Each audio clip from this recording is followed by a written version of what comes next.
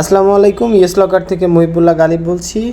Add কাস্টমারের পর কীভাবে আমাদের ইএমআই ফর্মটা ফিল আপ করতে হয়, ইএমআই ডিটেলসটা, সেটা আজকের এই ভিডিওতে আমরা দেখব। তো প্রথমে আমরা টেস্টিং যে আইডিটা আছে, এখানে আমরা তালার পাশে যে 3 নম্বর অপশানটা রয়েছে সেটাই ক্লিক করব।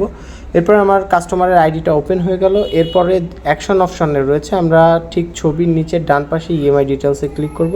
ইএমআই ডিটেলসে ক্লিক করলে কিন্তু ইএমআই ফর্মটা টোটালি ফাঁকা, এর জন্য এখানে আমরা আপডেটের জন্য ইন্টার ইএমআই ডিটেলসে ক্লিক করব।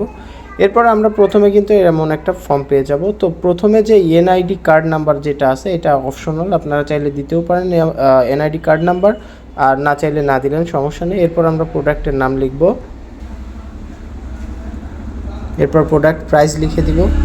এখানে আমরা প্রোডাক্টের প্রাইসের সঙ্গে এক্সট্রা যে চার্জটা ধরতেছি সেটা সবই আমরা এখানে লিখে দিব। তো প্রোডাক্টের প্রাইস ছিল 20,000 টাকা, আমরা এক্সট্রা নিচ্ছি হচ্ছে 3,000, টোটাল 23,000 টাকা আমরা এখানে লিখে দিলাম।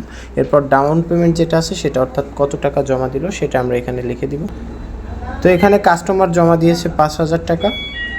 এরপর ইএমআই স্টার্ট ডেট যেটা আছে আমরা পরবর্তী মাস সিলেক্ট করব। এখন জুলাই মাসে কাস্টমার ফোনটি নিয়েছে, আমরা পরবর্তী মাসের ঠিক সেম তারিখটা আমরা দিয়ে দিব।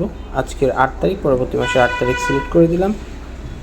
এরপরে মান্থলি ওয়াইজ না উইকলি না ডেইলি সেটার অপশান আছে, তো যেহেতু আমরা মান্থলি নিচ্ছি মান্থলি থাকবে। এরপর নাম্বার অফ ইএমআই, সে 6 মাসের জন্য আমাদের কাছ থেকে ইএমআইতে ফোনটা নিচ্ছে, তো আমরা 6 মাস এখানে সিলেক্ট করে দেব। এরপরে যে ইন্টারেস্ট পার মান্থ, এখানে পার্সেন্টেজ এবং ফিক্সড একটা অপশন রয়েছে। যদি পার্সেন্টেজে আপনারা দেন, নিচে যে এই যে ইন্টারেস্ট অপশনটা রয়েছে এখানে আপনি যে পার্সেন্টেজ অনুযায়ী নেবেন সেটাই। আর আমরা যেহেতু ফিক্সড একটা অ্যামাউন্ট নিচ্ছি সেহেতু উপরেই আমরা এখানে 23,000 টাকা ধরে দিয়েছি, এই জন্য ফিক্সড দিয়ে আমরা এখানে 0 দিয়ে দিব। এরপরে দেখেন টোটাল ইএমআই অ্যামাউন্ট, অর্থাৎ এইখানে হচ্ছে কত টাকা বাকি আছে টোটাল, এবং জমা দিয়েছে 5,000 টাকা, তাই 18,000 টাকা বাকি আছে।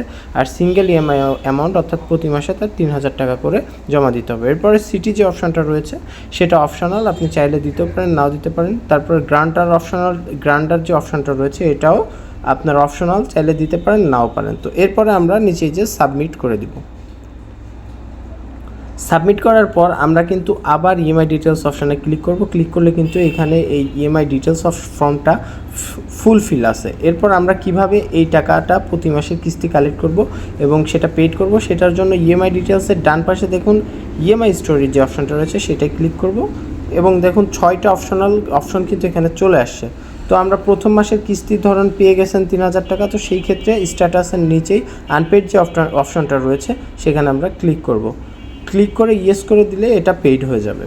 এরপরের মাসেরটাও যদি আপনি করতে চান ঠিক একইভাবে আনপেইড রয়েছে তার নিচেরটা, সেটা আমরা ক্লিক করলে সেটাও পেইড হয়ে যাবে। তো এইভাবেই আমাদের ইএমআই ফর্মটা ফিল আপ করতে হবে। ধন্যবাদ।